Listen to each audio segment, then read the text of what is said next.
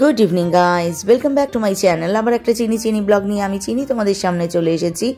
আজ হচ্ছে 2রা সেপ্টেম্বর, আজ হচ্ছে সোমবার, আর আজ কৌশিকী অমাবস্যা। তারাপীঠে খুব ধুমধামে সাড়ম্বরে মায়ের আরাধনা হচ্ছে। শুধু তারাপীঠ কেন, পুরো দেশ জুড়ে মার এই কৌশিকী অমাবস্যা পালন করা হয়। আজকের দিনটাকে তারারাত্রি বলে, আমিও করি জানো। তবে মা তারার খুব সীমিত সামর্থ্যের মধ্যেই আমি পুজো করার চেষ্টা করি, নিজে করি, ধ্যান জপ পাঠ এই সমস্তই করি আর কি। তো রাত্রের দিকেই আমি পুজোটা করি, যেহেতু তারারাত্রিতে পুজোটা হয়। তো আজকেও তার অন্যথা করিনি, মাকে খুব সুন্দর করে সাজিয়ে পুজো করে 5 ফল মিষ্টান্ন দিয়েছি। আর এই যে নারকেলটার মধ্যে কিন্তু কোনো ফাটার দাগ নেই, যখন তোমাদেরকে ব্লগটা দেখাচ্ছি। এইটা আমার সাথে 3 বছর আমি বাড়িতে তারাপীঠের এই কৌশিকী অমাবস্যা এভাবে পালন করছি। আগে অমাবস্যার উপোস করতাম, কিন্তু এইভাবে আয়োজন করে 3 বার করছি, প্রথমবার আর এইবারে আমার সাথে বিরল ঘটনা ঘটলো। আমি জপে বসবার আগে বলেছিলাম যে তুমি এসে আমাকে জানাবে আমার পুজো তোমার ভালো লেগেছে কিনা। আমি তারাপীঠেও পুজো পাঠিয়েছি, তুমি আমার পুজোয় সন্তুষ্ট কিনা। মা এইভাবেই প্রতিবার জানিয়ে দেন। আমি যদি মনে কোনো উইশ করি বা যদি পুজোটা ঠিক আছে, নারকেলটা আপনা আপনি ফাটে একটা শব্দ করে, আর ওটার থেকে 1 ফোঁটা জল পর্যন্ত বেরোবে না। আমার পুরো জব শেষ হয়ে যাবার পর ওই দৃশ্যটা যখন দেখে আমি পুরো হাপুস নয়নে মায়ের কাছে কাঁদছিলাম। আর তারই ঠিক কিছুক্ষণ পর, সারাদিন ভীষণ ব্যস্ত ছিলাম, ফোনটা খুললাম, তখন দেখলাম মা সত্যি তারারাত্রির মাহাত্ম্য এতটাই যে সেখানে মা এক অসুরকে ধরেছে। বধ হয়েছে কিনা বলতে পারি না, কিন্তু মা কথাও রেখেছে। এটা হচ্ছে তারাপীঠে মাকে ভোগ দিয়েছিলাম, সেই ভোগের ছবিটা শেয়ার করলাম। বলে না ভোগ দর্শন ভালো, আর এটা আমার পুজো। মাকে কাপড় আলতা সিঁদুর যেমন পেরেছি আমি সাজিয়ে দিয়েছি। এই সময়টা যেহেতু দেবতাদের নিদ্রার সময়, মনে করা হয় শ্রীহরিও নিদ্রায় থাকেন, তাই যখন তখন কুশ সংগ্রহ করলে ভগবানের নাকি নিদ্রায় ব্যাঘাত ঘটে এবং পাপও হয়। সেজন্য এই তিথিতেই কুশ সংগ্রহ করার বিধান আছে। তাই জন্য তারারাত্রিকে এই কৌশিকী অমাবস্যাও বলা হয়, যেহেতু এই তিথিতেই কুশটাকে সংগ্রহ করা হয়। কৌশিকী অমাবস্যার আসল কথা তোমাদের বলি। পার্বতীকে বিবাহ করার পর মহাদেব তো যার পর খুশি, কিন্তু সতী রূপে যখন শিবকে বিয়ে করেছিলেন মা সতী, তখন দক্ষের যজ্ঞে নিজের আত্মাহুতি দেওয়ায় তার বর্ণ কালো হয়ে গেছিল। ফলে পার্বতী রূপে যখন জন্ম নিয়েছিলেন মা, তখন শ্যামবর্ণা ছিলেন। বিবাহের পর বেশ আনন্দে দিন কাটছিল, কিন্তু শুম্ভ নিশুম্ভের অত্যাচার এতটাই বেড়ে গেছিল যে সকল দেবতারা মহাদেবের কাছে এসে আর্জি করেন, হে প্রভু, শুম্ভ নিশুম্ভ নিধনের একটা তো ব্যবস্থা করতে হবে, তা না হলে ত্রিলোক জুড়ে ত্রাহিমাম রব উঠেছে। মহাদেব তখন মার দিকে তাকিয়ে বললেন, তিনি মাকে বড্ড ভালোবাসতেন, কালী বলে সম্বোধন করতেন। তখন মার দিকে তাকিয়ে বললেন, হে কালী, বলো আমি কি করি। সকলের সামনে কালী সম্বোধন করায় মা ভীষণ অভিমানিনী হয়ে পড়েন। তিনি এক কঠোর তপস্যায় লীন হন। সেই তপস্যা একদম একান্ত ছিল। সেই তপস্যা ছিল মার ভিতরের যে পরম ঊর্জা, তাকে জাগৃত করা। মা যখন এই কঠোর তপস্যা করেন, বা ধরো পার্বতী রূপে যখন জন্ম নিয়েছিলেন, মার তখন চেতনায় ছিল না আদতে তিনি আদিশক্তি, কারণ তিনি মনুষ্যজনী সম্ভূতা ছিলেন। এদিকে শুম্ভ নিশুম্ভ বর প্রাপ্ত ছিল যে কোনো মনুষ্যজনী থেকে জন্ম নেওয়া কারুর হাতে তারা বধ হবে না। অগত্যে লীলার পিছনেও গল্প থাকে, তাই না? মা কঠোর সাধনা করে গৌরবর্ণা হয়ে গৌরী হয়ে ওঠেন, এবং তার যে কৃষ্ণ কোষ, সেই কোষটাকে তিনি পরিত্যাগ করেন, আর তার শরীরের সেই কালো কোষ থেকে উৎপন্ন হন দেবী কৌশিকী। অজনী সম্ভূত এই দেবী ভাদ্র অমাবস্যায় শুম্ভ নিশুম্ভকে বধ করেন, আর এই তিথিকেই কৌশিকী অমাবস্যা বলা হয়।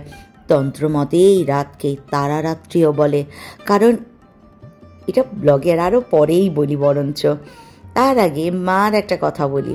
এই রাতে কঠোর তপস্যা করলে মনে করা হয় কুলকুণ্ডলিনী জাগ্রত হয়ে যায়। এক অসীম ক্ষমতা এই তারারাত্রির। আমি বহুবার এটাকে উপলব্ধি করেছি জানো। সকল কথা সবসময় তো শেয়ার করতে নেই। আমি ভীষণ রকম একজন ঈশ্বর বিশ্বাসী মানুষ। আমি মনে করি আমার আস্থা আর বিশ্বাস আমার ঈশ্বরকে সব থেকে বড় শক্তিমান করে দেয়।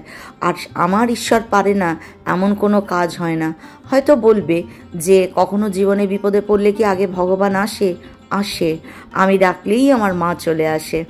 মা প্রতিবার আমাকে বোঝানোর চেষ্টা করে তোকে কোথাও যেতে হবে না। প্রতিবার ইচ্ছা হয় আমি কৌশিকী অমাবস্যায় তারাপীঠ যাব। সববার আগে তারাপীঠে আমার রথিন ভাই, যে আমার ওখানে পুজো করে আর কি, ভাই আমাকে বলে দিদি এত ভিড়ে তুমি আসতে পারবে না। আর এই যেন আমার কাছে তারা মায়েরই নির্দেশ থাকে, তো আমি সেই নির্দেশকে উল্লঙ্ঘন করার চেষ্টা করি না কখনো। ফলে এই দিন আমি বাড়িতেই সমস্ত নিয়মাচার পালন করি, পুজো করি। আর তারাপীঠে আমার রথিন ভাই আমার হয়ে মায়ের কাছে পুজো দেয়, প্রদীপ জেলে দেয়। যা যা আমার মনের ইচ্ছা আমি রথিন ভাইকে জানিয়ে দিই। আর রথিন ভাই বলে এই তারাপীঠের পুজো হয়ে গেলে কৌশিকী অমাবস্যার পরে কখনো ফাঁকা দিন দেখে তোমাকে খবর দেব, তুমি এসে মা দর্শন করবে। অপেক্ষায় থাকি মা কবে ডাকবে। তারাপীঠে এমন তো কিছু আছে যা আমাকে প্রচণ্ড আকর্ষণ করে। কোথাও যেন মিলেমিশে একাকার হয়ে যাই আমি আমার তারা মায়ের সাথে। দুর্বাসা একবার ইন্দ্রকে এক মালা দেন, সেই মালার অবমাননা করে ঐরাবতের পায়ের চাপে সেই মালাকে ছিঁড়ে দেন। দুর্বাসা জানতে পেরে দেবতাদের অভিশাপ দিয়েছিলেন স্ত্রীহীন হয়ে যাও। এই স্ত্রীকে আবার ফিরিয়ে আনার জন্য মন্দার পর্বত আর নাগরাজ মিলে সমুদ্র মন্থন করা হয়। এই সমুদ্র মন্থনের ফলে নানা জিনিস সমুদ্র থেকে উৎপাদিত হয়, কিন্তু তার মধ্যে সব থেকে যে বিষাক্ত ছিল সেটা হচ্ছে হলাহল বিষ। সেই হলাহল বিষ ধারণ করতে কেউ রাজি ছিলেন না, কারণ সেই বিষ ধারণের ক্ষমতা কারুর ছিল না। কিন্তু এই হলাহল বিষ যদি পৃথিবী সর্বব্যাপী হয়ে ছড়িয়ে যায়, পৃথিবী ধ্বংস হয়ে যাবে। তাই জন্য আদিযোগী মহাযোগী দেবকেদেব মহাদেব তিনি এসে দাঁড়িয়ে পড়েন। তিনি সেই বিষ তার করপুঞ্জে ধারণ করে তিনি গ্রহণ করেন। এবং এই বিষের জ্বালায় যখন মহাদেব স্থিত হতে পারছিলেন না, ঠিক সেই সময় মা তারা রূপে সেখানে আবির্ভূতা হন এবং দেবাদিদেবের গলার মধ্যে হাত রেখে সেইখানেই বিষটাকে আটকে রেখে দেন, যে কারণে মহাদেবকে নীলকণ্ঠ বলা হয়। কারণ মহাদেবের গলার ঠিক ওই অংশটাই নীল রঙের।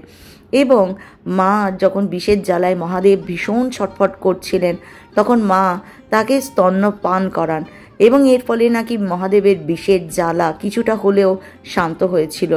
এই যে দৃশ্যটা মহাদেবকে মা স্তন্যপান করাচ্ছেন, এরই প্রস্তরীভূত রূপ তারাপীঠের হচ্ছে যে মা তারার যে মূর্তি তার ভিতরে রাখা আছে, ওটাই আসল বলে মনে করা হয়।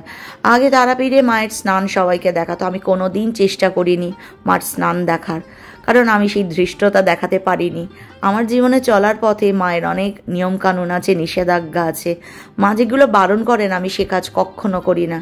কিন্তু ওই দর্শন করলেই ওটা যে মহাদর্শন এটা আমি মানি না। আমি যা দর্শন করেছি সেটা আমার কাছে বিরল থেকে বিরলতম। তো আমি আমার মাতৃদর্শন করেছি। আমার মায়ের কাছে আমার মায়ের মধ্যে এটাই সব থেকে বড় জিনিস। এই দুদিনে কত আন্দোলন দেখেছি তিলোত্তমার বুকে, ভেঙে পড়েছি, নুইয়ে পড়েছি, আবার নতুন করে উঠে না বাঁচারও চেষ্টা করেছি। বামা খ্যাপার মতো সাধক তার সন্তান হয়তো হতে পারিনি। বামা ছিল মা তারার প্রাণপ্রিয় সন্তান, তেমন হয়তো নয়, কিন্তু জানি ভক্তি ভরে ডাকলে আমি চণ্ডালেরও হই, আর অভক্তিতে ডাকলে আমি ব্রাহ্মণেরও নই। এই কথা আমার ঠাকুমা আর আমার মায়ের কাছে শোনা। সেই আশ্বাস আর বিশ্বাস থেকে আমি মা তারার শ্রীচরণে নিজেকে অর্পণ করেছি। মার কাছে যখন যা বলেছি মা কথা রেখেছেন। এই সময়ই, এই রাত্রির এক বিশেষ মুহূর্তে স্বর্গ আর নরকের দরজা মনে হয় খুলে যায়। তোমার কর্ম অনুযায়ী তুমি তোমার ফল সেখানে লাভ করতে পারবে। যেহেতু নরকের দরজাও খুলে যায়, নর্থক ঊর্জা জাগরিত হয়ে যায়, সেহেতু এই সময় গর্ভবতী স্ত্রী বা বাচ্চাদের মনে করা হয় বাইরে বেরোনো উচিত নয়। আমি এই মুহূর্তটাকে জেগে মার সামনে বসে মায়ের জপ করার চেষ্টা করি। এটাই আমার কাছে সব থেকে বড় পাওয়া।